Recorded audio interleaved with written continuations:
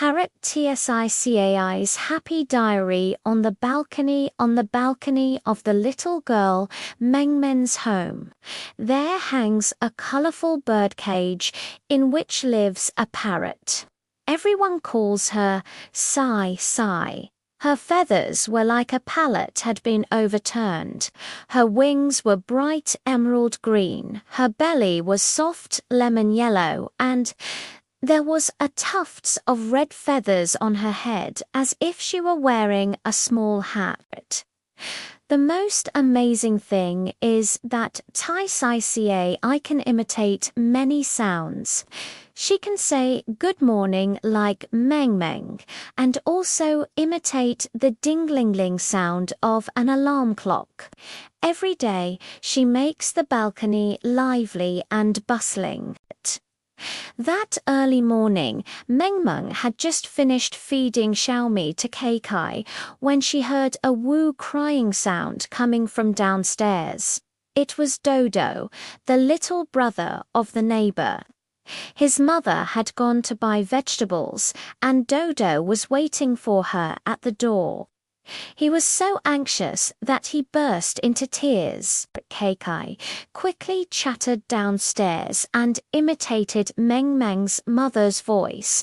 Dodo, don't worry, Mum will be back soon. Dudu heard a familiar voice, looked up and saw Tsicai on the balcony. Her tears immediately stopped and she waved at Tsicai saying, Tsicai, I'll wait for Mum. Mengmen smiled and patted Keikai's head, saying, Keikai is so smart, she even comforts Dodo. In the morning, the sun was slowly rising. Mengmen was doing her homework on the balcony. As she was writing, she frowned. She had forgotten how to pronounce the English word for apple and could unfind it in her textbook. Seeing Mengmeng's anxious look, Keikai suddenly began to imitate the English teacher's voice. Apple, apple, apple, apple. Mengmeng immediately remembered and said happily, Sai, tease, Sai, you are so amazing. Actually can speak English words. Sai proudly waved the red feathers on her head and repeated apple once again, which made Mengmeng burst into laughter. At noon, Mengmeng's good friend Lele came to her home to play. The two of them wanted to play the You Say I Guess game, but they were missing a question setter. Cai hurried over and imitated Mengmeng's mother's voice, saying, Here comes the question. What is a flying, feathered little animal?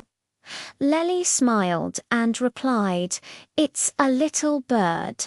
Tcici, be the question setter. Next, Cicai imitated the barking of a puppy for the two of them to guess animals, and then imitated the sound of an alarm clock for them to guess objects. The balcony was filled with laughter.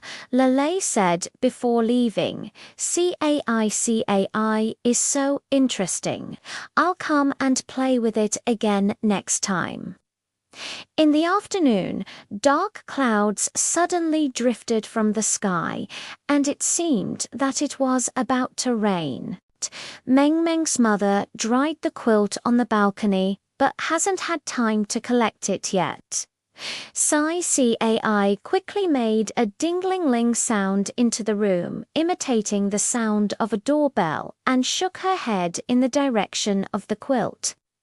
Mengmeng's mother heard the sound and ran out to take a look. She quickly put the quilt into the room. Just as she finished putting it away, raindrops began to fall with a drip, drip sound. Mum touched Cai's cage and said, Thanks to Sai, otherwise the quilt would have been soaked. Sai called out to her mother, Mum is so great. which made her mother burst into laughter. In the evening, the setting sun dyed the balcony. Meng Meng was sitting on a small chair on the balcony, telling Kai Kai about the interesting things at school. Kai Kai would imitate Meng Meng's tone from time to time, saying and yes, as if she were listening attentively. Mum brought in some fruits. Meng Meng picked up a grape, peeled it, and fed it to Kai Kai. Kai Kai pecked at the grape, her eyes narrowing into little crescent moons. Meng Meng held the birdcage and whispered, Kai Kai with you around. The balcony is not boring at all.